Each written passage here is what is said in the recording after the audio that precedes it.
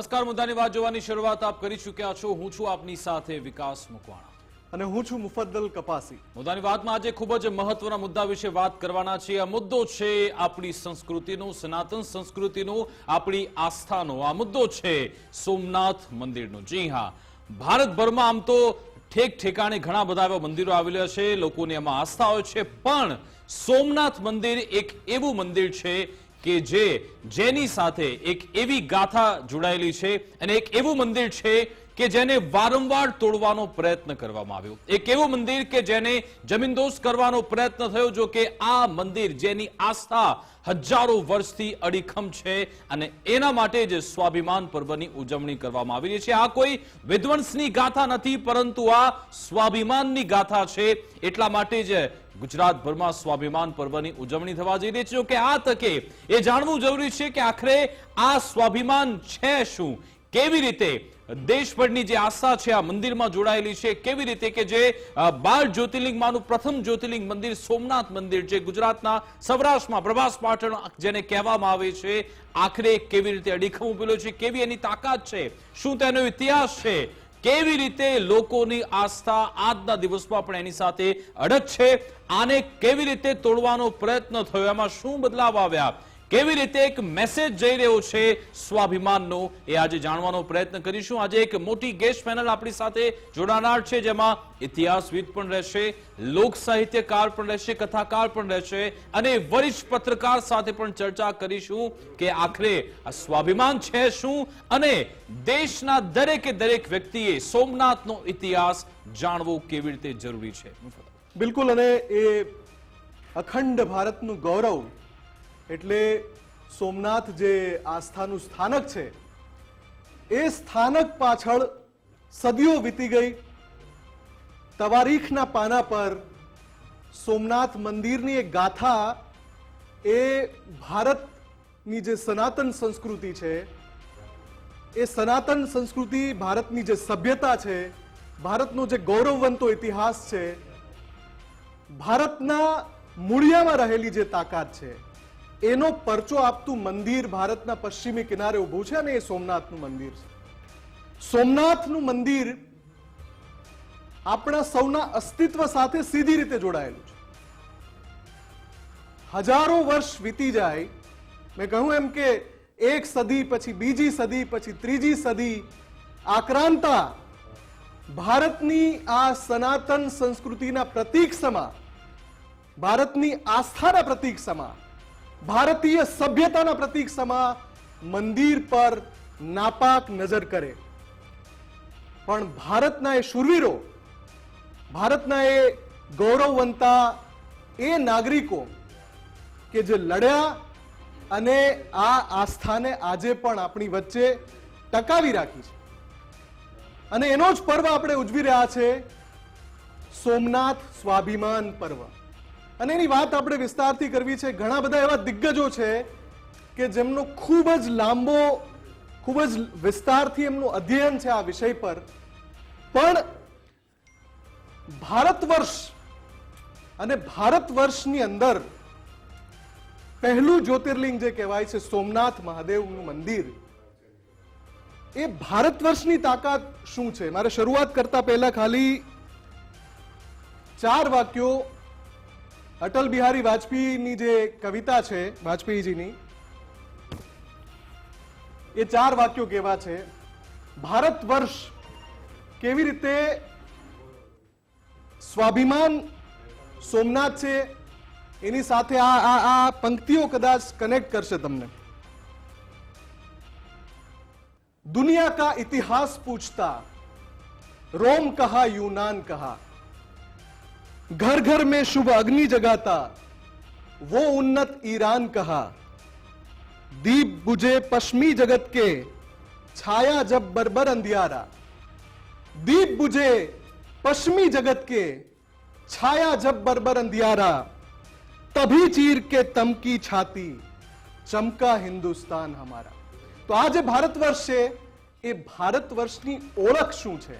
એ ઓળખ છે આપણું આ સોમનાથનું મંદિર, અને એની જ વાત કરવી છે વિકાસ। સૌથી પહેલા તો આજથી જે પર્વનો શુભારંભ થઈ ગયો છે, સોમનાથ સ્વાભિમાન પર્વ, અતૂટ આસ્થાના 1000 વર્ષ, 1026ની એ સાલ હતી, બરાબર 1000 વર્ષ પહેલા, જ્યારે વિદેશી આક્રાંતાએ આપણી આસ્થા, સભ્યતા, સંસ્કૃતિ, સનાતન ધર્મ પર હુમલો કરવાની અને એને મિટાવવાની એક નાકામ કોશિશ કરી હતી. કેમ કે એમણે કદાચ એક બાંધકામને કદાચ મિટાવી દીધું હશે, પણ ત્યાં જે આસ્થા છે, ત્યાં જે મહાદેવ છે, એને એ મિટાવી ન શક્યા. એ પહેલા શરૂઆત 1026માં જ્યારે પહેલી વાર હુમલો થયો, એ પછી આપણે જોતા આવ્યા છે, આપણો ઇતિહાસ જોતો આવ્યો છે, અને સાહેબ ઉપસ્થિત છે, આપણને કહેશે આગળ કે કેવી કેવી ઘટનાઓ બની. એ પછી પણ આજે આપણી વચ્ચે અડીખમ છે એ સોમનાથ જ્યોતિર્લિંગ.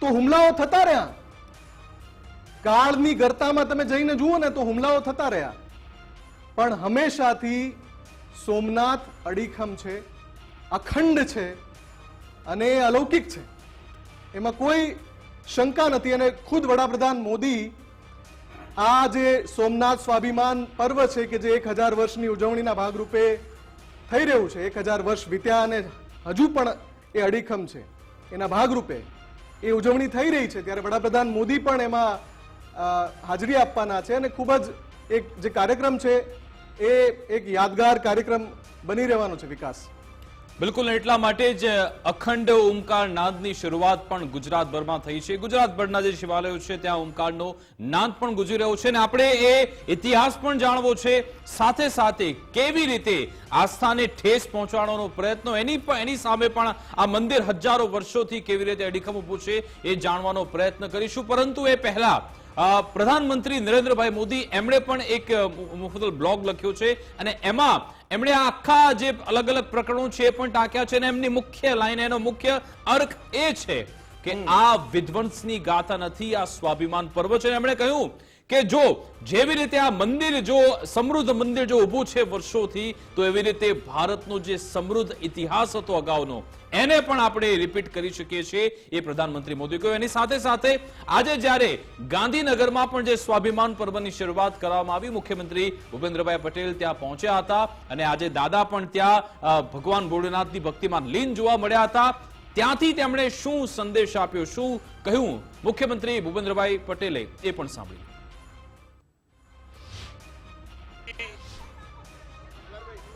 સોમનાથ સ્વાભિમાન પર્વની માન્ય વડાપ્રધાનશ્રીના નેતૃત્વમાં શરૂઆત થઈ છે. 72 કલાક ઓમકારનાદ થવાનો છે. 1000 વર્ષ પૂર્વે સોમનાથ ઉપર જે એટેકો થયા, છતાં પણ આજે 1000 વર્ષ પછી પણ આ આપણી આસ્થા, શ્રદ્ધા, સત્યના પ્રતીક સમા સોમનાથ દાદાનું મંદિર આજે આપણી સમક્ષ ઊભું છે. તો આની ઉજવણી આપણે સૌ સાથે મળી અને કરીએ. માન્ય વડાપ્રધાનશ્રીએ હર હંમેશ વિકાસની સાથે આપણી અસ્મિતા, આપણું ગૌરવ, આપણું સત્ય, વિરાસતને પણ એટલું જ મહત્વ આપી અને આગળ વધ્યા છે. જ્યારે આજે આપણને બધાને આ સાતત્ય, આ શ્રદ્ધા, આ આપણી સંસ્કૃતિમાં જોડાવાનો અવસર મળ્યો છે, તો દરેકે દરેક જણ આની અંદર જોડાય, ઘરેથી પણ જોડાઈ શકે છે, ઘરે પણ ભગવાનનું નામ ઓમકારનાદ કરીને આની અંદર જોડાય અને આપણા ગૌરવને આપણે ઉજાગર કરીએ. તો આજ અંગે ચર્ચા કરીશું. આપણી સાથે ગેસ્ટ પેનલ જોડાઈ ગઈ છે, એમની સાથે જ પહેલા એમનું શરૂઆત કરાવી દઈએ. વિષ્ણુભાઈ પંડ્યા, ઇતિહાસવિદ, જોડાઈ ગયા છે. સાહેબ, આપનું ગુજરાત ફર્સ્ટમાં સ્વાગત છે. લોક સાહિત્યકાર સાયરામ દવે જોડાયા છે. સાહેબ, સ્વાગત છે આપનું. વરિષ્ઠ પત્રકાર ભાસ્કરભાઈ વૈદ જોડાયા છે. સાહેબ, આપનું પણ ગુજરાત ફર્સ્ટમાં સ્વાગત છે. કર્મકાંડી પંડિત નાનુભાઈ પ્રક્ષક જોડાયા છે. સાહેબ, આપનું પણ સ્વાગત છે ગુજરાત ફર્સ્ટમાં. સોમનાથથી આપણી સાથે કથાકાર ડોક્ટર મહાદેવ પ્રસાદ જોડાયા છે. મહાદેવ સાહેબ, આપનું પણ ગુજરાત ફર્સ્ટમાં સ્વાગત છે. અને અમારા સહયોગી વરિષ્ઠ પત્રકાર ધર્મેશભાઈ વેદ પણ અમારી સાથે જોડાઈ ગયા છે. ધર્મેશભાઈ, આપનું પણ સ્વાગત છે.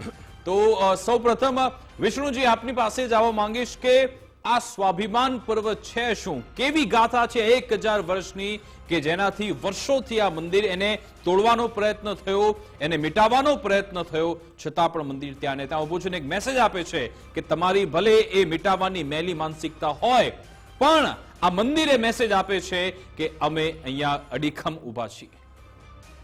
જો સ્વાભિમાન પર્વ ને એક જ વાક્યમાં કહેવું હોય તો આપણા ભારતીય પ્રજામાં જે ડીએનએ છે આપણો, એ ડીએનએમાં 2 શબ્દો છે, વિનાશમાંથી નિર્માણ.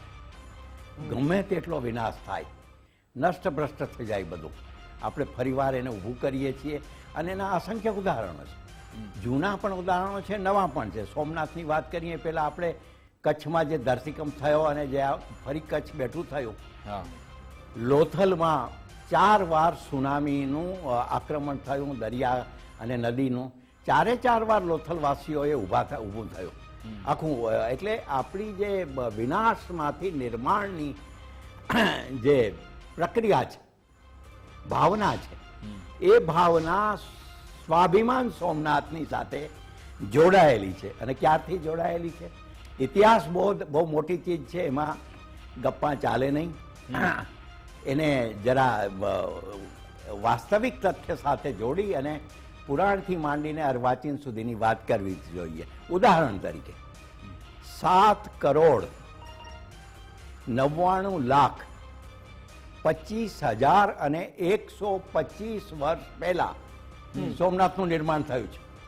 પૌરાણિક આધાર છે અને પૌરાણિક આધારની પાછળ કથા પણ છે કે વૈવસ્વત મન્વંતરના ત્રેતા યુગમાં શ્રાવણ શુક્લ પક્ષમાં આ ભવ્ય સોમનાથ દેવાલય રચાયું. દેશના 12 તમે કહ્યું એમ જ્યોતિર્લિંગોમાંનું એક છે. અને એક કથા એવી પણ છે કે ત્રેતા યુગમાં શિવ ભક્ત રાક્ષસ રાવણે પણ, જો આ આપણો સમન્વય છે બધો, અહીં ચાંદી અને બહુમૂલ્ય રત્નોથી સુસજ્જિત મંદિરની રચના કરી હતી. ક્યાં લંકા અને ક્યાં સોમનાથ. આપણે ત્યાં એક કહેવત છે, લંકાની લાડી અને ઘોઘાનો વર. એ આવી જ રીતે થયું હશે. પણ આ તો કાલાય તસ્મૈ નમઃની વાત છે સાહેબ. કઈ રીતે આક્રમણો થયા, કેટલા થયા, એની વિગતો આપણે ધીરે ધીરે જોઈશું. પણ માત્ર શિવ નહીં, કૃષ્ણ પણ ત્યાં છે. કૃષ્ણનું અંતિમ સ્થાન પણ ત્યાં છે.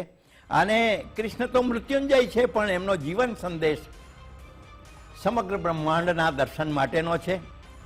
ચૈત્રી શુક્લ પ્રતિપદા મધ્યાહ્નના 2 વાગે અને 27 મિનિટે, સાહેબ હું આમાં પેલામાં નહીં ચડું, એ હકીકતો જ કહીશ, ત્યારે શ્રી કૃષ્ણ વિરામ પામ્યા હતા. એટલે આ બંનેની વાત એ પ્રવાસ ધસમસતો રહ્યો. તમે કહો છો એમ મંદિર માત્ર વૈભવી હતું એટલે લોકો આક્રમકો આવ્યા એવું નથી. લૂંટારૂ હતા એ વાત વાસ્તવિક છે, પણ માત્ર લૂંટારૂ નહોતા. આપણી સમગ્ર દેશની માનસિક હિન્દુત્વની, ભારતીયત્વની જે પ્રતિષ્ઠા છે, સંસ્કૃતિ છે, એનું મનોબળ તોડવા માટેના આપણા આક્રમણો થયા છે. અને આ આક્રમણ એક નથી થયું, 17 વાર થયા છે, અલગ અલગ જગ્યાએ આખા દેશમાં થયા છે. મંદિરો તૂટ્યા છે, દેવાલયો તૂટ્યા છે, ધર્માંતરો કરવામાં આવ્યા છે. શા માટે ભાઈ? જો લૂંટફાટ હોય તો માત્ર પૈસા લઈને ભાગી ગયા હોત, પણ એવું નથી કર્યું. અને મોહમ્મદ ગઝનવી એમાં મુખ્ય નામ છે. કારણ એ છે કે એને સૌથી મોટું આ દેશનું, હું 1 જ મિનિટ લઈશ વધારે, સૌથી મોટું માત્ર દેશનું નહીં આખી દુનિયાનું આ દેવાલય હતું. ઓકે. અને એમાં અલબિરોની નામના જે ઇતિહાસકારે કહ્યું છે કે અકલ્પનીય ધનવાન હતો. અને માર્કો પોલોએ કહ્યું કે અતિ સમૃદ્ધ હતો. કેવું હતું સાહેબ? 10,000 ગામો એની હાથ નીચે હતા. સોમનાથમાં હીરા જડિત ઝુમ્મરો હતા. 200 મણનો સ્વર્ણિમ ઘંટ હતો. 1000 પૂજારીઓ હતા. આ બધા હતા. અને એની વચ્ચે ગઝનવી 1026 તમે કહ્યું એ 6 જાન્યુઆરીએ આવ્યો. પછી અલ્લાઉદ્દીન ખિલજી આવ્યો, એનો અલફ ખાન સેનાપતિ આવ્યો. મોહમ્મદ તગલક આવ્યો, મુઝફ્ફર શાહ આવ્યો, મોહમ્મદ બેગડો આવ્યો, ઔરંગઝેબ. મુગલ શહેનશાહ ઔરંગઝેબ આવ્યો, દીવનો પોર્ચ્યુગીઝ ધ કન્ટ્રી પણ આવ્યો. હા. માત્ર મુસ્લિમ નહીં કહે, પોર્ચ્યુગીઝોએ પણ આ કર્યું હતું. અને 6 જાન્યુઆરી 1026 જ્યારે ગઝનવી આવ્યો, આખા દેશનું ઐતિહાસિક રીતે અત્યંત ક્રૂર આક્રમણ હતું. અને એમાં એમની પાસે 30,000ની અશ્વસેના હતી, 50,000ની ઊંટ સેના હતી, 84,000નું પાયદળ હતું. આટલી સૈનિકી તાકાત સાથે આવ્યું, પણ એમ છતાં 50,000 સોમ ભક્તોએ ત્યાં બલિદાન આપ્યા છે એ વખતે લડી લડીને. અને એ પછી પરંપરા ચાલી, મોહમ્મદ બેગડાનું આક્રમણ થયું, એની વિશે પણ વાત કરશું, કેમ કે એમાં લાઠીના રાજવી હમીરજી ગોહિલ, જી જી હમીરજી, અને એની સાથે વેગડો ભીલ. સાહેબ, સમાનતા આપણી આ છે હા કે ક્ષત્રિય અને એક ભીલ બે સાથે લઈને સાથે લડ્યા. સોમનાથની રક્ષા કરી છે. અને વેગડા ભીલની દીકરીએ હમીરજીનું બલિદાન થવાનું હતું, તેમ છતાં એની સાથે એ વખતે લગ્ન કર્યા છે. એના માતાજીએ મરસિયા ગયા છે જીવતા. આ ઘટનાઓ આપણે જ્યારે સાંભળીએ અને વિચારીએ ત્યારે આપણને લાગે કે આપણો ઇતિહાસ બહુ કેવો છે. બિલકુલ સાહેબ, તમે અત્યારે વાત કરી રહ્યા છો, અમારા પણ એ રૂવાટા ઉભા થઈ રહ્યા છે. કથાકાર આપણી સાથે જોડાયેલા છે ડોક્ટર મહાદેવ પ્રસાદજી, જે સોમનાથના સાનિધ્યમાં જ બેઠા છે. સાહેબ, આ આખો જે ઇતિહાસ છે આપણે સૌ કોઈ જાણીએ છીએ, અને આ તમામ આક્રાંતાઓ એક કાળના ચક્રમાં પોતે એ જમીનદોસ્ત થઈ ગયા છે. એમણે જે આનો ઇતિહાસ મિટાવવાનો પ્રયત્ન કર્યો તો એ પોતે અત્યારે નેસ્તનાબૂદ છે. પણ આ મંદિરે એવી કઈ શક્તિ હતી, કઈ એવી તાકાત હતી જેના કારણે આજની તારીખમાં પણ અડીખમ ઊભું છે ને અડીખમ ઊભું જ રહેશે? એવી કઈ એવી શક્તિ છે જેના કારણે એને મજબૂતાઈ મળે છે?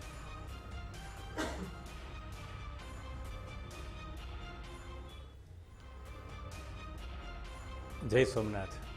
જય સોમનાથ. ખાસ કરીને સોમનાથની વિશેષ જાણકારી જો મેળવવી હોય તો સ્કંદ પુરાણના પ્રભાસ ખંડમાં છે. સોમનાથ મહાદેવ એટલા બધા પૌરાણિક છે કે 7 પ્રકારના બ્રહ્માજી છે. અત્યારે જે 7મા બ્રહ્માજી અત્યારે વર્તમાનમાં જે ચાલે છે એમનું નામ છે શતાનંદ.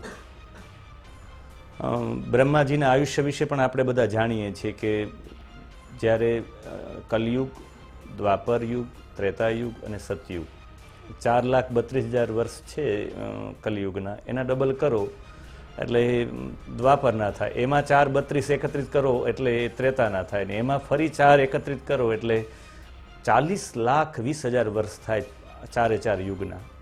એવા 71 વખત થાય ત્યારે એક મનુ થાય, એવા 14 મનુ થાય ત્યારે એક કલ્પ થાય, બ્રહ્માજીનો એક દિવસ ને એક રાત્રિ. હું એમાં જવા નથી માંગતો, પણ 7મા બ્રહ્માજી શતાનંદ છે, અત્યારે આમનું નામ સોમનાથ છે. સૌથી પ્રથમ જે બ્રહ્માજી હતા એમનું નામ હતું વિરંચી. ત્યારે આજ સોમનાથ મહાદેવ, ત્યારે પણ સોમનાથનું લિંગ હતું જ, ત્યારે મૃત્યુંજયેશ્વરના નામથી એમને ઓળખવામાં આવતું. એમના પછી પદ્મભૂ નામના બ્રહ્માજી આવ્યા, અને પદ્મભૂ નામના બ્રહ્માજી સમયે એ જ શિવલિંગનું નામ, એ જ મહાદેવજીનું નામ જે જાણવામાં આવ્યું હતું એ બીજા નહીં, કાલાગ્નિ રુદ્રેશ્વર મહાદેવ હતા. એમના પછી 3જા બ્રહ્માજી આવ્યા, ત્યારે એ જ મહાદેવજીને અમૃતેશ્વરના નામથી ઓળખવામાં આવતા, એ જ લિંગને. એમના પછી અનામયેશ્વર, એના પછી કૃત્તિવાસેશ્વર, એના પછી 6ઠા બ્રહ્માજી જ્યારે આવ્યા ત્યારે એ જ ને ભૈરવનાથ તરીકે, અને 7મા બ્રહ્માજી આવ્યા શતાનંદ, ત્યારે આ જ લિંગને સોમનાથના નામથી ઓળખાય. બધામાં પહેલામાં ઈશ્વર ઈશ્વર ઈશ્વર લાગતું, છેલ્લા આ 2 બ્રહ્માજીઓમાં ભૈરવનાથ અને એમના પછી જે મહાદેવજીનું નામ છે સોમનાથ આવ્યું. એટલે એટલા બધા પ્રાચીન છે. સ્કંદ પુરાણમાં તો ઉલ્લેખ પણ છે કે તેજસ ષોડશમ ભાગમ મંડલસ્ય ધારયન, સૂર્યનો 16મો તેજની પ્રભા અહીંયા પડી હતી. મોટા ભાગના બધા લોકોને પ્રભા અહીંયાથી મળી, સૂર્યને, ચંદ્રને, એટલે આ ક્ષેત્રને પ્રભાસ ક્ષેત્ર કહેવામાં આવે છે. એટલે મહાદેવજી અહીંયા આદિકાળથી છે. એટલું મોટું પૌરાણિક આ સ્થાન છે. એ પૌરાણિક સ્થાનમાં વર્ષોથી શિવલિંગ ત્યાં જ રહ્યું છે. હમણાં જ પૂર્વના વક્તાએ ચર્ચા કરી, 1026થી આરંભ થયો છે મોહમ્મદ ગઝનવીથી લઈને એના પછી મોહમ્મદ ગઝનવી પછી અલાઉદ્દીન ખિલજી આવ્યા, એમના પછી મોહમ્મદ તઘલગે આવ્યા, એમના પછી ઝફર ખાન, પછી મુઝફ્ફર ખાન, પછી મોહમ્મદ બેગડો, છેલ્લે ઔરંગઝેબ. 7 વખત મોટી રીતે સોમનાથ ઉપર આક્રમણો થયા છે. પણ ગર્વની વાત એ છે કે તમે કદાચ અમારા મંદિરો તોડી શકો, અમારી મૂર્તિઓ તોડી શકો, પણ અમારી આસ્થાને તોડી શકો નહીં. એ પરમ ચૈતન્યના રૂપમાં છે. એ પરમ ચૈતન્યના રૂપમાં જે શિવલિંગના રૂપમાં મહાદેવજી હતા, એટલે આજે પણ ચૈતન્યના રૂપમાં છે. એટલે હું તો બસ એટલું કહીશ કે આ પ્રભાસ તીર્થમાં આપણા પ્રધાનમંત્રી શ્રી દ્વારા પુનઃ 1000 વર્ષ પછી આ આસ્થા માટે પુનઃ એ આસ્થાને 1000 વર્ષ સુધી લોકોએ જીવંત રાખી, એમને વાસ્તવિકમાં નમન કરવા માટે આ સોમનાથ સ્વાભિમાન પર્વ છે. એટલે સ્વાભિમાન સાથે આપણે કહી શકીએ છીએ કે આ 1000 વર્ષ સુધીની ધૈર્યની અને એની સાથે આસ્થાની આ જે શ્રેણી ચાલતી હતી, તમામ શ્રેણીઓને એમાં દરેક જેને શ્રદ્ધાંજલિ આપી, અમીરસિંહ ગોહિલજીથી લઈને જે લોકો વાડા, ચુડાસમા, પરમાર, બ્રાહ્મણો, આ જેટલા લોકોએ શ્રદ્ધાંજલિ આપી 1 વર્ષ સુધી ટકાવવા માટે, એ લોકોને શ્રદ્ધાંજલિ અર્થે, એ લોકોને નમન કહેવા માટે, એ લોકોને થેન્ક્સ કહેવા માટે આ સ્વાભિમાન યાત્રા છે. તો આજના પ્રસંગે આપણા આદરણીય પ્રધાનમંત્રીશ્રીને હું ખૂબ ખૂબ અભિનંદન પણ પાઠવું છું ને એમના આ દીર્ઘ દ્રષ્ટિને હું નમન પણ કરું છું કે આવી 1000 વર્ષ પછી પણ આવી સ્વાભિમાન પર્વની આ યાત્રાને, આ સ્વાભિમાન પર્વને બધા લોકોને સાથે જોડાઈને એમાં ઓમકારનો નાદ તો આરંભ થઈ ગયો છે. ઠીક છે. તો સોમનાથ ટ્રસ્ટને, પ્રધાનમંત્રીશ્રીને અને આપને પણ, ન્યૂઝ ફર્સ્ટને પણ અભિનંદન પાઠવું છું આ પ્રસંગે. તો આપણી સાથે જાણીતા સાહિત્યકાર સાયરામભાઈ પણ છે. સાયરામભાઈ, સોમનાથ પર જે પર થયું, ખંડિત થયું મંદિર, આસ્થા ખંડિત ન થઈ, આસ્થા અખંડિત રહી. એ ત્યારે પણ રહી, આજે પણ છે અને આગળના સમયમાં પણ રહેશે. શું કહેશો આપ? સોમનાથ આપણું સ્વાભિમાન છે, આપણા સમર્પણનું પ્રતીક છે, આપણા વીર બલિદાનીઓના સાહસ અને વીરતાનું પ્રતીક છે. સોમનાથ મંદિરમાં હું જ્યારે પણ દર્શન કરવા જાઉં ત્યારે જૂનું સોમનાથ એની બાજુમાં જ છે, એક નાનકડી આમ તો પાળી જેવું છે ખાલી, પરંતુ બહુ ઓછા લોકોને ખબર છે કે ઓલ્ડ સોમનાથ અહીંયા હતું. પછી 1950માં આ સોમનાથ બન્યું. તો 1000 વર્ષ પહેલા આતતાઈઓએ આપણી આસ્થા ઉપર હુમલો કર્યો. આપણા મંદિરો અનેક વખત તોડવામાં આવ્યા, અનેક આતતાઈઓ દ્વારા, અનેક લૂંટારાઓ દ્વારા. એનો આશય લૂંટનો હતો, એનો આશય આમાં સાચવાયેલા ધનને મેળવવાનો હતો. પરંતુ મંદિરો તોડી શકે, કોઈ આપણી આસ્થાને નથી તોડી શક્યું. એનું પ્રતીક શું? તો કે સોમનાથ. આપણી અખંડ આસ્થાનું પ્રતીક સોમનાથ છે કે ભાઈ મંદિરો તોડી નાખવાથી અમારા હૃદયમાં રહેલી સોમનાથ દાદા માટેની આસ્થા કોઈ તોડી ન શકે. તો ચંદ્ર ભગવાને આમ તો આ સોમનાથ મંદિરની શરૂઆત કરાવેલી, એનું ગઠન કરાવેલું. એટલે અને પછી ચંદ્રને અહંકાર આવ્યો એટલે ક્ષય થયો. એ મને તમને સોમનાથ શીખવે છે કે સહેજ પણ અહંકાર આવશે તો તમે તૂટશો, તમારો ક્ષય થશે. આ મેસેજ વન લાઇનર છે. અને સોમનાથ ફરી અનેક વાર તૂટ્યું અને અનેક વાર ઊભું થયું. એ આ તબક્કે હું એ સોમનાથ માટે પોતાના લીલા માથા વધેરનાર અમીરસિંહ ગોહિલને લાખ વંદન કરું છું. કારણ કે પહેલી જ હું જ્યારે પણ સોમનાથમાં જાઉં ત્યારે હું પહેલી અમીરસિંહની ખાંભીને વંદન કરું. મારા જેવા હજારો લાખો લોકો પહેલા અમીરસિંહને વંદન કરે છે કે આજે અમીરસિંહ ન હોત તો કદાચ આ સોમનાથ અત્યારે આપણે જે જોઈ રહ્યા છીએ એ આપણને મળત પણ નહીં અવશેષ રૂપે. તો એ વેગડા ભીલ અને સમગ્ર ભીલ સમુદાયના શહાદતને વંદન કરું છું. અને એવું કહેવાય છે કે 1.25 મણ જનોય, ગાડું ભરાઈને જનોય, બ્રાહ્મણો ત્યાં બળેવની જનોય બદલાવતા હતા. એટલે હજારો લાખ, 1.25 મણ જનોય ક્યારે થાય? જ્યારે લાખો બ્રાહ્મણોની હત્યા થઈ હોય ત્યારે, કે જે જનોય બદલાવતા હતા, એક પવિત્ર ધાર્મિક વિધિમાં બેઠા હતા અને આતતાઈઓ આવીને એનો વધ કર્યો. ત્યારે એ બ્રાહ્મણોને શ્રદ્ધા હતી કે મહાદેવના ખોળે બેઠા છીએ, હવે મૃત્યુ આવે તો પણ સ્વીકાર્ય છે, અહીંથી ઊભું ન થવાય, મહાદેવ અમને બચાવશે.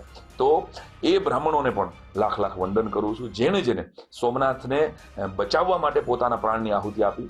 આ તબક્કે એને વંદના કરવાનો આ ઉત્સવ છે.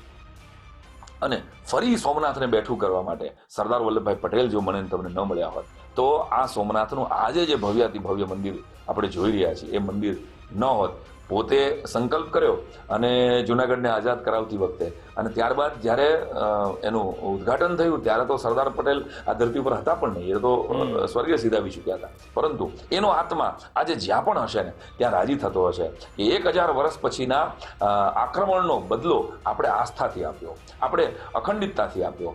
એ મને તમને શીખવાડે છે કે ત્યારે પણ 17 વખત ગજનીથી આવતો હતો, તો એ કાંઈ પ્લેનમાં નહોતો આવતો, એ કાંઈ જહાજના માર્ગે નહોતો આવતો, એ રસ્તાના જ માર્ગે આવતો હતો. પણ ત્યારે આપણે બધા એક નહોતા એટલે આપણને તોડવા, આપણા મંદિરોને તોડવા સહેલા હતા. મને ને તમને સોમનાથ શીખવે છે કે એક રહેશું, આપણે જોડાયેલા રહેશું તો આપણી આસ્થા જીવંત રહેશે, આપણે જીવંત રહેશું અને આપણી અંદર રહેલું આ શ્રદ્ધાનું તત્વ જીવંત રહેશે. બિલકુલ. તો આપણી સાથે ભૂદેવ પણ જોડાયેલા છે, નાનુભાઈ, એમની સાથે સંવાદ કરીએ. નાનુભાઈ, આ સોમનાથ મંદિરનો ખૂબ જ ભવ્ય ભૂતકાળ રહ્યો છે. અનેકવાર આક્રમણકારો આવ્યા, મંદિરને તોડવાનો પ્રયત્ન કર્યો, દરેક વાર આ મંદિર ઊભું થયું છે, બેઠું થયું છે અને અખંડ રહ્યું છે. અને એનાથી વિશ્વમાં પણ એક અખંડિતતાનો મેસેજ કે આ પ્રતીક ભારતમાં છે એ સંદેશ પણ જઈ રહ્યું છે. શું કહેશો આપ? જે 1000 વર્ષ સોમનાથને તોડી થઈ ગયું છે, સિદ્ધરાજ જયસિંહના સમયમાં ગોયલ લોકો સૌરાષ્ટ્રમાં માંગોળ આવેલા, પછી ત્યાં કોઈ વલભીપુર અલગ અલગ જગ્યાએ વહી ગયા. ત્યાં લાઠીમાં ભીમસિંહ ગોયલના પુત્ર હમીરસિંહ ગોયલ એને સોમનાથના સંરક્ષણ માટે પ્રવાસ રવાના થયા. સિહોરમાં રસ્તામાં સિલો ડુંગર છે, ત્યાં વેગળો ભીલ એનો મિત્ર છે, એને વાત કરી કે આપણે સોમનાથના સંરક્ષણ માટે જવાનું છે. પછી બધા ત્યાં નીકળી અને રસ્તો લઈને સોમનાથમાં જે આક્રમણ કરતા હતા એ સામે લડ્યા અને વીર બની ગયા. પછી ધર્મયુદ્ધના કારણે હમીરસિંહ તથા વેગળા ભીલ મરી ગયા. એનો પાવડીઓની પ્રતિષ્ઠા સોમનાથ મંદિરમાં કરી. સોમનાથ મંદિરના ઈશાન ખૂણામાં હનુમાનજીનું મંદિર છે, ત્યાં હમીરસિંહ ગોયલનો પાવડીઓ છે. મંદિરની બાજુમાં છે વેગળાનો પાવડી આવેલ છે. અને સૂર્ય થઈ ગયા, આજે 1 વર્ષ થઈ ગયા મંદિર વીંચ્યું. પછી વલ્લભભાઈ સંકલ્પ કર્યો કે આ સોમનાથ મંદિર બનાવીએ. મંદિર બન્યા પછી ડૉક્ટર રાજેન્દ્ર પ્રસાદ રાષ્ટ્રપતિ પ્રતિષ્ઠા કરી. શંકરદયાળે મેરુ પ્રસાદ મંદિરની પ્રાણ પ્રતિષ્ઠા કરી.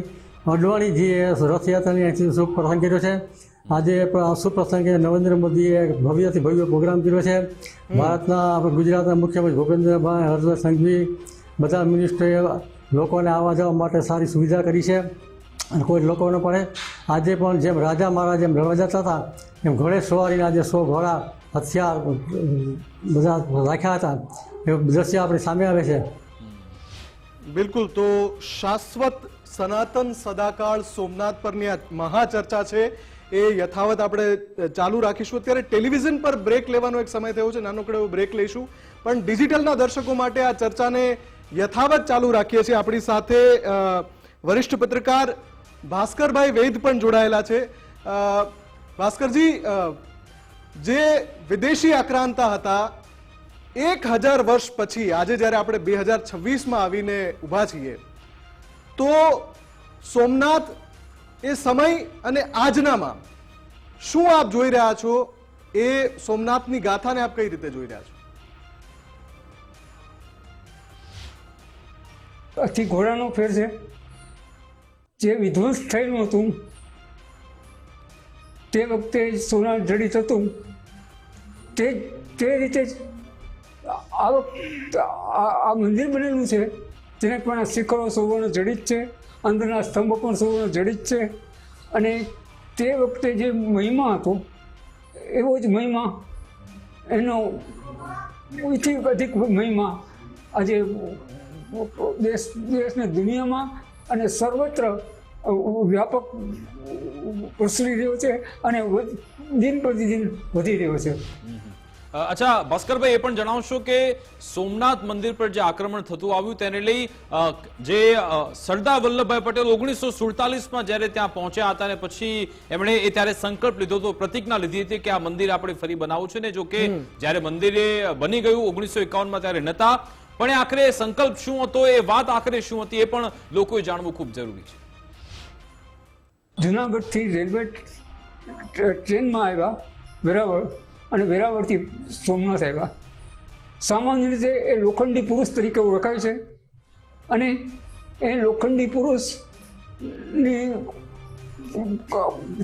તારા બહુ લોખંડી જોઈ છે, પણ તેને પણ આ મંદિર જોઈને જે છઠ્ઠું કે મંદિર હતું કદાચ, એ જોઈને એટલી દ્રવી ઉઠ્યા કે તરત જ એમ કહેવાય છે કે પગના ચંપલ પહેર્યા વગર સીધા સોમનાથ મંદિરની સમીપે જ એક સમુદ્ર આવેલ છે, એ સમુદ્રના પગથિયા નીચે ઉતરતા સમુદ્રની અંજલી લઈને એને પ્રતિજ્ઞા લીધી કે કોઈ પણ ભોગે સોમનાથનો જીર્ણોદ્ધાર કરાશે અને એવો સંકલ્પ લીધો અને એ પૂર્ણ કરવાનું એને કાર્યવાહી ત્યારથી શરૂ થઈ.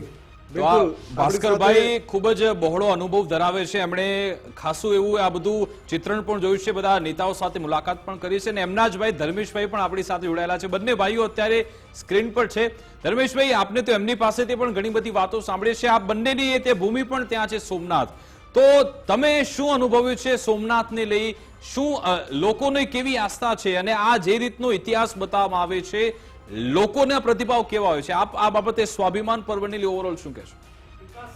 12 જ્યોતિર્લિંગની જે હરિહરની ભૂમિ, જેમ પદ્મશ્રી વિષ્ણુભાઈએ કીધું, કથાકાર મહાદેવ પ્રસાદભાઈએ કીધું ને મારા વડીલ બંધુએ કીધું, આ ભૂમિનું જે તૂટવું અને નવસર્જન, આ કરતા આસ્થાની જે વાત જે કહી શકાય એ નજરે જોઈ છે.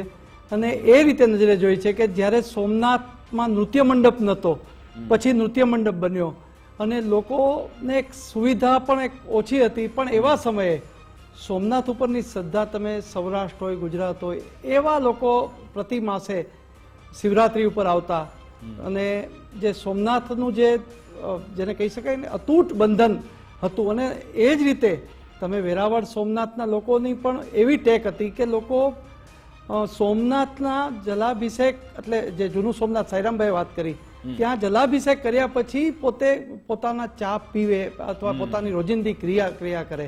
આ રીતે અમારે સોમનાથની ભૂમિ સાથે સોમનાથ મંદિર એટલું વણાયેલું છે ને એને કારણે નિરંતર જે વર્ષોથી કેટલા લોકો ત્યાં આવી ગયા છે. અને આપે જે વાત કરી કે હરિહરની ભૂમિ જ્યારે વાત કરી છે, ત્યારે કૃષ્ણ ભગવાનનું પણ નિજધામ ત્યાં, ગૌલોકધામ પણ ત્યાં છે. એટલે તમે જુઓ કે શિવ અને હરિહર ની બંનેની આલેખ જે ભૂમિ પર થતી હોય, ત્યાં એવા કેટલાય અનુભવો કર્યા છે કે ભૂમિ માટે શ્રદ્ધાની વાત, આસ્થા એટલે જ અડગ છે. ગમે એવું તોડવાની વાત આવે કે વિધ્વંસ કરવાની આવે, તૂટ્યું અને નવસર્જન થયું. અને એ પછી જે વાત કરી સરદાર વલ્લભભાઈ, અને એ જે સંકલ્પને, એટલે જ હું સોમનાથને સંકલ્પ ભૂમિ પણ એટલે જ કહું છું કે અહીં લીધેલો સંકલ્પ એમણે તો સમુદ્રના જળ લઈને કર્યો, અને એ જળને અભિષેકથી જે સંકલ્પ કર્યો, અને આજે એ જ સોમનાથ, અને એ સોમનાથ આજે અતૂટ અને વિશ્વમાં જેને કહી શકાય કે એ પૂર્ણ, જેમ મોટા વડીલ બંધુએ કીધું ભાસ્કરભાઈ, કે હવે એ સુવર્ણકાળ ફરી આવતો જાય કે આજે સોમનાથ સોનાનું થવા જઈ રહ્યું છે. વિચાર તો કરો કે ક્યારે સોમનાથની જે પ્રગતિ છે, જે ધીમે ધીમે જે થઈ રહી છે, ભક્તોની આસ્થા. વર્ષો પહેલા એવું જ હતો કે સોમનાથમાં શ્રાવણ મહિનામાં જ લોકો આવતા દર્શનાર્થે. હમણાં જ વિષ્ણુભાઈ સાથે વાત કરતો હતો. પરંતુ હવે 12 માસ, પછી મહારાષ્ટ્ર હોય, તામિલનાડુ હોય, બંગાળ હોય, લોકો સોમનાથ પ્રત્યે એક અતૂટ શ્રદ્ધા. અને કેટલાક લોકો તો રાત્રે એમ થાય કે સોમનાથ જવું છે, અને એમને એક સ્ફૂર્ણા થાય, અને સવારે આવે ને નિર્ધારિત જે અમારા સોમપરા બ્રાહ્મણ સમાજ છે, એમાં કોઈ યજમાન હોય, એમના ગોર બાપા હોય, એમને કહી દે કે ભાઈ ત્યાં અમે આવીએ છીએ, પૂજા કરવાની છે. આ એક અતૂટ શ્રદ્ધા સાથેનો સમન્વય. એટલે સોમનાથની ભૂમિ માટે તો હું એમ કહું છું કે 1951માં સ્થાપનાવાળી, એટલે જીર્ણોદ્ધારની પુનઃપ્રતિષ્ઠાવાળી વાત જે છે એ, પછી 95માં તત્કાલીન રાષ્ટ્રપતિ શંકરદયાળ શર્મા, કે જે આખો કાર્યક્રમ મેં કવરેજ કર્યો હતો, અને એ 1995માં મહામેરુ પ્રસાદ શિખરનું જે કર્યું હતું. અને આ ત્રીજો એવો પ્રસંગ આવી રહ્યો છે કે 1000 વર્ષ પછી સોમનાથનું, જાણે સોમનાથ અને આસપાસના ગ્રામ્ય વિસ્તારોમાં એક દિવાળી જેવો માહોલ કહી શકવામાં જરાય અતિશયોક્ત નથી. કારણ કે સોમનાથનું નામ પડે એટલે જય સોમનાથ, અને મહાદેવ પ્રત્યેની જે શ્રદ્ધા છે, પછી કોઈ પણ સમાજ હોય, કોઈ પણ લોકો હોય, એની એક અતૂટ શ્રદ્ધાનું આ પ્રતીક છે. ને અડગ શ્રદ્ધા, મેં કીધું વારંવાર તૂટ્યું પણ એ અડગ રહ્યું છે. ને એટલે જ કહું છું કે સોમનાથનું અમારું જે શાક માર્કેટમાં આવેલું મ્યુઝિયમ છે, ત્યાં એ ભગ્ન અવશેષો પડ્યા છે. ત્યારે એમ થાય કે આ જે આક્રમિત કાળ જે આવતા, એ શું જોઈને આવતા? સોનાનું સોમનાથ, ચાંદીનું સોમનાથ, આ જોઈને આવતા, અને વિષ્ણુભાઈએ તો બધી આખી વિગતવાર વાત કરી કે શું જાહો જલાલી, આ જાહો જલાલી થી એ લોકો આવ્યા, પણ એ ફાવ્યા નહીં, અને આજે અડગ જેને કહેવાય કે અતૂટ અને અડગ શ્રદ્ધા આસ્થા સાથે સોમનાથનું હવે આ સ્વાભિમાન જે આખું પર્વ ઉજવાઈ રહ્યું છે, આજથી પ્રારંભ થયો છે, અને એ સૌને માટે એક જેને કહેવાય કે શ્રદ્ધાનું પ્રતીક છે, એ હકીકત છે, અને મેં અનુભવી પણ છે. જી, તો વિષ્ણુજી પણ આપણી સાથે જોડાયેલા છે. સર, એ પૂછવું છે કે ઇતિહાસની અંદર તવારીખના પાના પર એ જે આક્રાંતાઓ આવ્યા એના વિકૃતિ કાળને પણ સોમનાથ પરિસરે જોયો છે, અને આજે સુવર્ણ નગરી સોમનાથ ના એ વૈભવ કાળને પણ આપણે જોઈ રહ્યા છે. આ બંને બાબતોને સામસામેના પુષ્ઠ પર રાખીએ તો વિશ્વને શું સંદેશ આપે છે ભારત વર્ષ? બે બાબતો બહુ સ્પષ્ટ છે. આપણે એકત્રિત અને સંગઠિત નહોતા એટલે આ આક્રમણો થયા, પણ આપણા ડીએનએમાં વિનાશમાંથી નિર્માણની એક પ્રકૃતિ હતી અને છે, એને કારણે આપણે નિર્માણ તરફ વળ્યા. ત્રીજી વાત જે છે આપણે કહીએ એ પ્રમાણે મને લાગે છે કે જીર્ણોદ્ધાર જે થયા એના વિશે વિગતે વિચારવું જોઈએ. 1000 વર્ષ પહેલા બરાબર છે મોહમ્મદ ગઝની આવ્યા અને પછી એક જીર્ણોદ્ધાર થયા. કેટલા જીર્ણોદ્ધાર, કેવા પ્રકારના, કેવા સંકટોમાં થયા છે. એ કઈ એમને તો થયું નથી. એ વખતે પણ અનેક પ્રકારના વિરોધનો સામનો હતો, વારંવાર જીર્ણોદ્ધાર થયો. પહેલી સદીમાં, વિક્રમની પહેલી સદીમાં પાર્શ્વપત બ્રાહ્મણોનું આ મુખ્ય મથક હતું, અને નાસિકના ઉત્સવદત્ત રાજાએ શિલાલેખ અને સાથે આ જીર્ણોદ્ધાર કર્યો. ક્યાં નાસિક અને ક્યાં સોમનાથ. બીજું મંદિર વલ્લભી સામ્રાજ્ય દરમિયાન ઈસવીસન 500 થી 7,700 ની વચ્ચે બંધાયું. ત્રીજું ગુર્જર પ્રતિહારોએ ઈસવીસન 800 ની દરમિયાન કર્યું. પણ આના ઉપરાંત એક મહત્વની વાત એક છે કે આપણે પાશુપતાચાર્ય ગંડ શ્રીમદ ભાવ બૃહસ્પતિ નામ અઘરું છે, પણ વિચારવું જ જોઈએ, કારણ કે એ માણસે સોમનાથની ધરતી ઉપર જે સંસ્કૃતિના બીજ વાવ્યા છે એ અદ્ભુત છે. અને એણે જોયું કે આપણે પરસ્પર એકબીજાની સામસામે તલવારો ન ખેંચવી જોઈએ, એટલે જૈનો અને હિન્દુઓ બંનેને એકત્રિત કર્યા અને બંનેને એકત્રિત કરીને સોમનાથ મંદિરના જીર્ણોદ્ધાર કરાયો છે. એમના જે એક વાક્ય હું એમાં ટાંકીશ એમનું, કે એમણે કઈ રીતે એનું વર્ણન કર્યું છે કે 4 યુગમાં, જરા વિચારવા જેવું છે, 4 યુગમાં 4 જુદા જુદા દ્રવ્યોથી સોમનાથનું નિર્માણ થયું છે. સત્યયુગમાં સોમરાજે સોનાનું મંદિર બંધાવ્યું, ત્રેતા યુગમાં રાવણે રૂપાનું બંધાવ્યું, દ્વાપર યુગમાં શ્રી કૃષ્ણે લાકડાનું મંદિર કર્યું, અને ભીમદેવ સોલંકીએ પથ્થરોનું મંદિર નિર્માણ કર્યું. સાહેબ, આ એક સનાતન પરંપરા છે. પણ એમાં વિષ્ણુજી, એમાં સવાલ જ એ છે કે આ મોહમ્મદ ગઝનવી જેણે શરૂઆત કરી તો ફક્ત એનું ધાર્મિક કારણ હતું કે પછી રાજકીય કે આર્થિક કારણ હતું? અને બીજી બાજુએ કે સતત મંદિરો બનતા રહ્યા તો એમને પણ એ કેવી તાકાત મળતી હતી કે ચલો મંદિર તૂટી જાય ફરી બનતું જાય, તૂટી જાય ફરી બનતું જાય? એ કેવી રીતે શક્ય બન્યું આટલા વર્ષો દરમિયાન? ગઝની નામામાં એનો એક એપિસોડ છે કે જ્યારે એ લૂંટફાટ કરીને પાછો વળ્યો ત્યારે સોમનાથના નૃત્યાંગના ચૌલાદેવીએ કેટલાક બ્રાહ્મણોને તૈયાર કર્યા કે તમે જાઓ આમની સાથે છે, અને એમની સાથે ભળી જાઓ, અને રસ્તો એવો બતાવો કે રાન પાન થઈ જાય, ક્યાંય નષ્ટ થઈ જાય.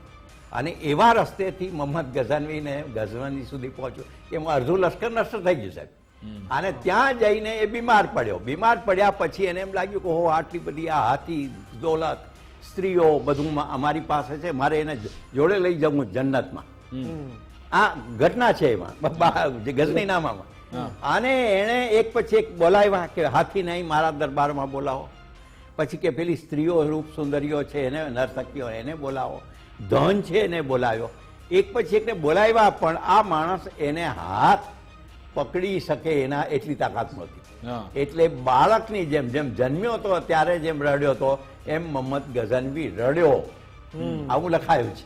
એટલે આ ઘટનાઓ તો એવી છે. અને જીર્ણોદ્ધારની તમે વાત એટલા માટે કે આપણી પાસે કહ્યું એમ શ્રદ્ધાનો દીપક જલતો રહ્યો છે.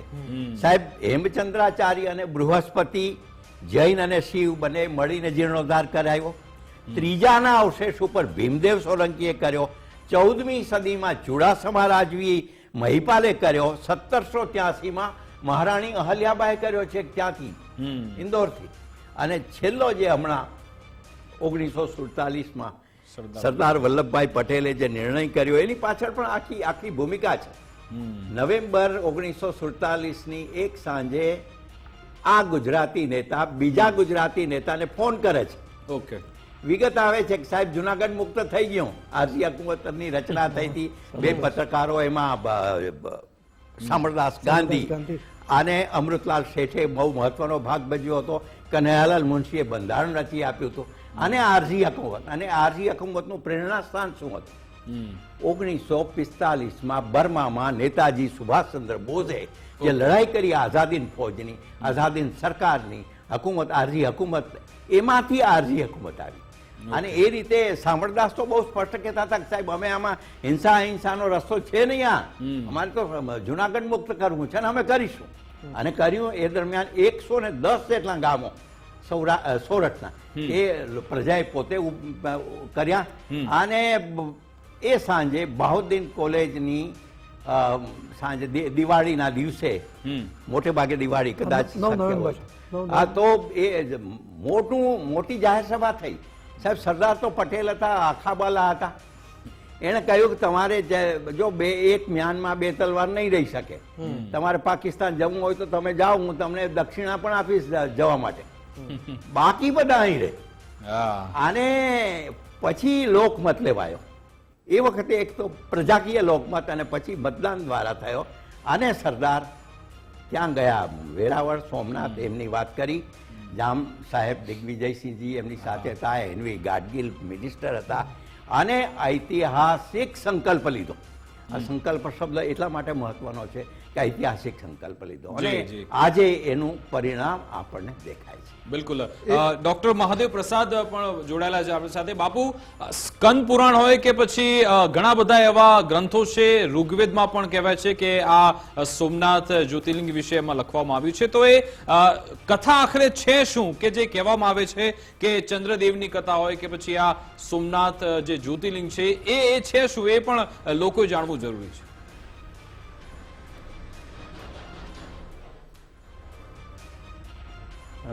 જય સોમનાથ. સ્કંદ પુરાણના પ્રભાસ ખંડમાં આમની વિશેષતા છે. જ્યારે માં ભગવતી પાર્વતીજી પૂછે એમને કે તમને પ્રભાસ ક્ષેત્ર, મહાદેવજીને પૂછે કે તમને શા માટે પ્રિય છે, ત્યારે એમના લગભગ 12 શ્લોકો જેટલા છે મહાદેવજી જ્યારે વ્યક્ત કરે પોતાનો ભાવ. પ્રથમમ ભાસતે દેવી સર્વેશામ ભુવિ તેજસામ.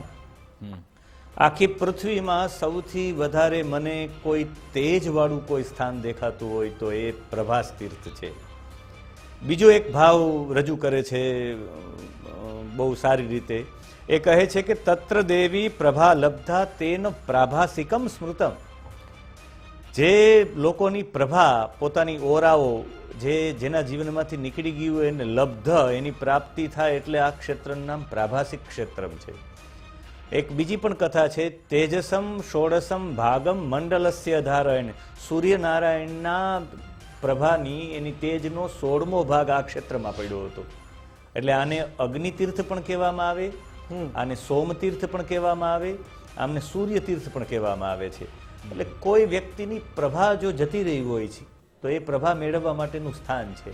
એટલે હું એવું માનું છું કે જ્યારે જ્યારે પણ સોમનાથની પ્રભા તોડવાનો, મંદિરની પ્રભા તોડવાનો પ્રયત્ન કર્યો છે, વારંવાર એનાથી ચડિયાતી બની છે. એનો મતલબ જ છે કે આ પ્રભાસ તીર્થ છે, અહીંયાથી બધા લોકોને પ્રભા મળી છે. એવું કહેવામાં આવે કે છે સ્કંદ પુરાણના પ્રભાસ ખંડમાં કે દુર્વાસા છે અટિત્વા સર્વાની તીર્થાની પ્રભાસમ નૈવ મુંચતી. એ બધા તીર્થોનું પરિભ્રમણ કરીને આવ્યા છે પણ પ્રભાસને ક્યારે છોડતા જ નથી. હું ક્યારેક હસતા હસતા કથાઓમાં કહું છું કે સોમનાથના આજુબાજુના વિસ્તારમાં જેટલા ગ્રામ્ય વિસ્તારો છે એ ગ્રામ્ય વિસ્તારોમાં લોકોનું ભોજન એ છે કે બાજરાનો રોટલો અને શાક છે એ મોટે ભાગે રીંગણાનું હોય છે. એટલે રીંગણા અને બાજરી બંને ગરમ હોવા છતાં પણ લોકોનું 12 માસ આ જ ભોજન છે. લોકોને પછી કેમ જાય? લોકો એવું કહે ત્યારે મને કહેવાની ઈચ્છા થાય કે સૂર્યની 16મી પ્રભા અહીંયા પડી છે. અહીંયા રોટલાની પથરાઓ પણ પચી જાય છે.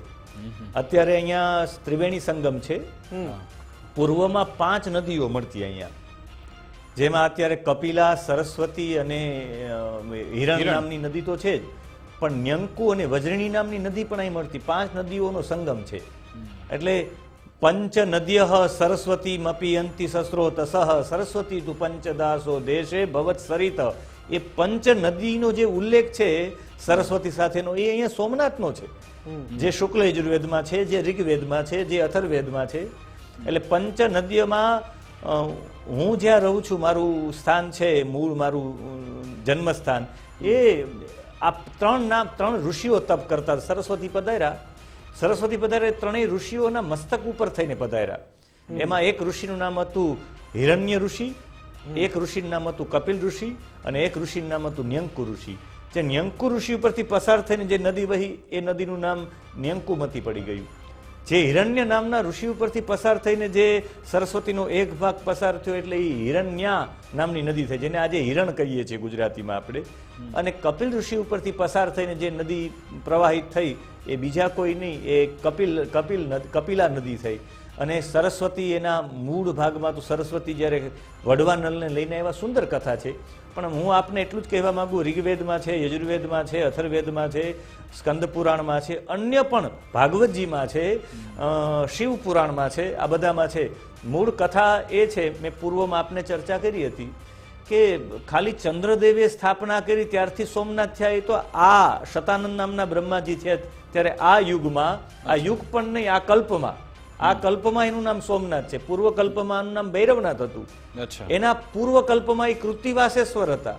એના પૂર્વ કલ્પમાં અનામયેશ્વર હતા. એના પૂર્વના કલ્પમાં આ અમૃતેશ્વર હતા. એના પૂર્વના કલ્પમાં આ કાલાગ્નિ રુદ્રેશ્વર હતા. અને સૌથી પ્રથમ આ મૃત્યુંજયેશ્વર નામથી ઓળખાતા. એટલે દરેક કલ્પમાં શિવજી હતા, યુગમાં નહીં. ઓકે, એટલે આ અનાદિ છે. એ અનાદિ છે. એટલે જ મને કોઈ વ્યક્તિએ પ્રશ્ન પૂછ્યો હતો, એક છેલ્લી વાત કરી દઉં. મને કોઈ પ્રશ્ન પૂછ્યો હતો કે સૌથી પહેલા મહાદેવજીએ પોતાના હાથથી સૃષ્ટિની ઉત્પત્તિ થઈ ત્યારે કાશી વિશ્વનાથને સ્થાપવામાં આવ્યા, તો પેલું શિવલિંગ કાશી વિશ્વનાથજી કેમ નહીં ને સોમનાથ કેમ?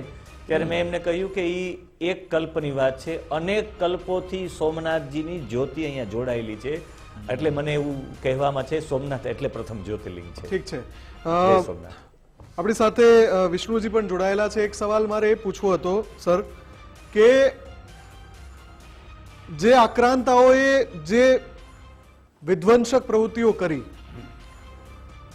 આપે જેમ કહ્યું એમ 7 વખત એવા હુમલા થયા કે જેમાં એમણે ખૂબ જ વિધ્વંસ આચર્યો, અને આમ 17 વખત ઘટનાઓ બની અલગ અલગ. દર વખતે આપણે ઇતિહાસના પાના ફંફોસીએ તો આપણને જોવા મળે કે બલિદાનની ગાથા પણ દરેક વખતે છે. અલગ અલગ એવા બલિદાન કે જે નોંધાયેલા છે તવારીખના પન્ના પર.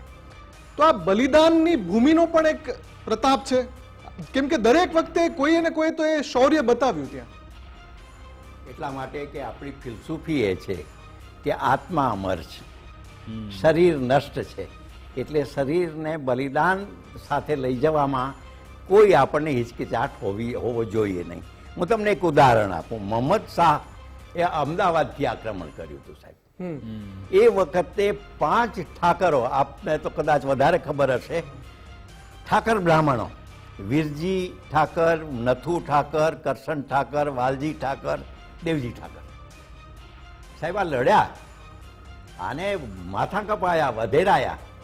આજે પણ એમની પંચવીરની જગ્યા છે કે લોકો કેટલાક એને પંચપીર પણ કહે છે, જે કે એ પણ મનુષ્યની માન્યતાઓ, લોકોની માન્યતાઓમાં આ પ્રમાણે હોય છે. આ જે થયું એને કારણે જે બલિદાન આપણા લોહીમાં છે સાહેબ. આપણે મરવાનોમાં કંઈ સિકંદર આવ્યો હોય કે પોરસ લડ્યો હોય કે બાકી બધા મોહમ્મદ તગલખ મળ્યો હોય કે કોઈ પણ મળ્યા, પણ એ વખતે આપણે બલિદાન. પણ મને લાગે છે કે ઇતિહાસમાં એક મોટી ચૂક આપણી એ છે કે માત્ર આપણે બહાદુરી દાખવી, થોડાક લોકોએ બહાદુરી દાખવી. આખો દેશ એક થઈ શક્યો નહીં. કનૈયાલાલ મુનશીની ગુજરાત જય સોમનાથ નવલકથા છે, એમાં એક પ્રકરણ છે કે કીર્તિદેવનો મુંજાલ સાથે મેળાપ. કીર્તિદેવ આખી દુનિયામાં ફર્યો છે, તેજસ્વી છે. મુંજાલ અહીં આ નાનકડું અહીંનું રાજ્ય સાચવે છે અને દિવાન છે એનો. ઓકે, બંને પિતા પુત્ર છે પણ બેયને ખબર નથી એકબીજાને, અને બંનેનો મેળાપ થાય છે. સાહેબ, કીર્તિદેવ ત્યારે એને કહે છે કે મારી એક જ વિનંતી કરવી છે કે તમે તો મહાવિદ્વાન છો, મુત્સદ્દી છો, આટલી બધી તમારામાં સત્તા છે, શક્તિ છે, તો એક કામ કરો કે આખા દેશના રજવાડાઓને એકત્ર કરો અને એકત્રિત થાવ. તો કે એ તો મારી તાકાત નહીં. એટલે કીર્તિદેવ કહે છે કે તો પછી હું ફર્યો છું, એક દિવસ એવો આવશે કે ગઝનવીની બજારોમાં ભારતની સ્ત્રીઓ વેચાશે અને એનું પાપ તમને મળશે. એકત્ર નહીં થતા નહીં થાય. અને એટલા માટે અનેકતામાં એકતા એ આનો મુખ્ય સંદેશ છે. પણ સાહેબ, એ એકતાને અત્યાર સુધી જાળવી રાખવામાં આવે ને હવેની જે જનરેશન છે સાહેબ, એને પણ આમાંથી શું બોધપાઠ મળે છે આપજો? કારણ કે આપણે અંતર જઈ રહ્યા છે ચર્ચાને, અત્યારે સમયનો અભાવ છે, એટલે અત્યારની જનરેશનને આપ શું સંદેશો આપવા માંગશો? આજની પ્રજાને અને નવાયો લોકોને માત્ર એક જ વાક્યમાં કહેવું હોય, અને એની નાનકડી વાત છે એટલે હું જલ્દીથી પતાવીશ. આચાર્ય ચાણક્યે પાટલીપુત્રમાં લોક સંગ્રહ શરૂ કર્યો અને એક જબ્બર પરિવર્તન લાવ્યા. તો એક ઘરે ગયા, એક ડોશીમાં વૃદ્ધ પાસે, માં મને જમવું છે, જમવાનું બનાવ્યું. જમવાનું તો નિમિત્ત હતું. ચાણક્યને પૂછ્યું કે તમારી ઉંમર કેટલી? તો કે મારી 85 વર્ષ. તો કે તમે આટલા વર્ષોમાં થયું, આજની હાલત કેવી છે? તો બહુ ખરાબ છે. તો કે આ હાલતનું પરિણામ શું, આનું કારણ શું અને આનો ઉપાય શું? તો પેલી એ કહ્યું કે હું તો 80-85 વર્ષની વૃદ્ધા છું, અભણ છું, મને કાંઈ, તું પંડિત છે, તું લખ, તું જણાવ. તો કે ના તો પણ કહો. પછી આ વૃદ્ધાએ એક જ વાક્ય કહ્યું કે મારી આખી જિંદગીના અનુભવમાંથી કહું કે દરેક માણસ જ્યાં છે ત્યાં, જે એની પાસે છે ત્યાં, જે કઈ કામ કરતો હોય, જાગતો રહે. સાહેબ, જાગતો રહે. અને ચાણક્યએ ત્યાં જઈને ઉપનિષદમાંથી સૂત્ર ઉઠાવ્યું, રાષ્ટ્રે જાગ્રયામ વયમ. આ ભૂમિ આજે રાષ્ટ્રે જાગ્રયામ વયમ. યુવકો, નેતાઓ, સૈનિકો, જે કંઈ કલાકારો, બાકી બધાએ આ વિચારવાનું છે કે આપણે જ્યાં છીએ ત્યાં જાગતા રહીએ. બિલકુલ. ડોક્ટર મહેન્દ્ર પ્રસાદજી, આપ શું કહેવા માંગશો? આજની જનરેશનને આપ શું મેસેજ આપવા માંગશો સોમનાથના સાનિધ્યથી?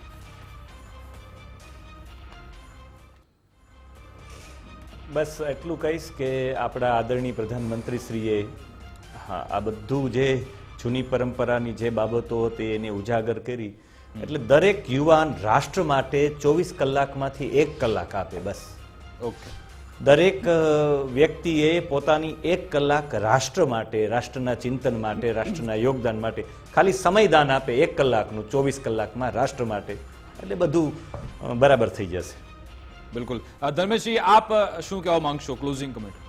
સુવર્ણ અવસર મેં આપને અગાઉ પણ કહ્યું વિકાસ, કે એક આસ્થા સાથે જોડાયેલો અને સોમનાથ માટે કોઈ પણ અવસર, જ્યારે જૂના એ ભગ્ન અવશેષો મેં આપને કીધું મ્યુઝિયમ વાળા, એ બધા જોયા પછી જે તૂટ્યા પછી જે નવસર્જન છે એનું આ પ્રતીક છે. અને પ્રતીક માટે યુવા પેઢી હોય કે અન્ય હોય, એને માટે તો એક આ સીમાચિહ્ન જે સૂચિતાર્થ કરતું એક આ એવું શિવલિંગ છે, અને બાજુમાં ગુગવતો અરબી સમુદ્ર છે. આ બેને જોઈ લ્યો એટલે બધું જ આવી ગયું એવું હું માનું છું. બિલકુલ, બિલકુલ. સમયનો અભાવ છે. આમ તો આ શાસ્ત્રાર્થ ખૂબ જ લાંબો થઈ શકે છે, પણ આપણે બધા સૌ કોઈ સમયના બંધનમાં બંધાયેલા છે, એટલા માટે જ આપણે ચર્ચા પર પૂર્ણ વિરામ મૂક્યા. આપ સૌ મહાનુભાવો અમારી સાથે જોડાયા, ચર્ચા કરી, સમય ફાળવ્યો, તે બદલ ખૂબ ખૂબ આભાર. તો એક વાત નક્કી છે કે સોમનાથ મંદિર એમ કહી રહ્યા છે, ત્યાંથી મેસેજ એવો જઈ રહ્યો છે કે ભાઈ તૂટવું એ તો જીવનનો ભાગ છે, પરંતુ એમાંથી ઊભું થવું એક ભક્તિ માર્ગ છે, આસ્થાનો વિષય છે. અને જો એ આસ્થા સાથે તમે જોડાયા રહ્યા, એની સાથે અડીખમ રહ્યા, તો તમે પણ જીવનમાં એવી રીતે આગળ વધી શકો છો, મજબૂતાઈથી આગળ વધી શકો છો. મારી વિશેષ રજૂઆત અંતર્ગત બસ આટલું જ. જય સોમનાથ, હર હર મહાદેવ.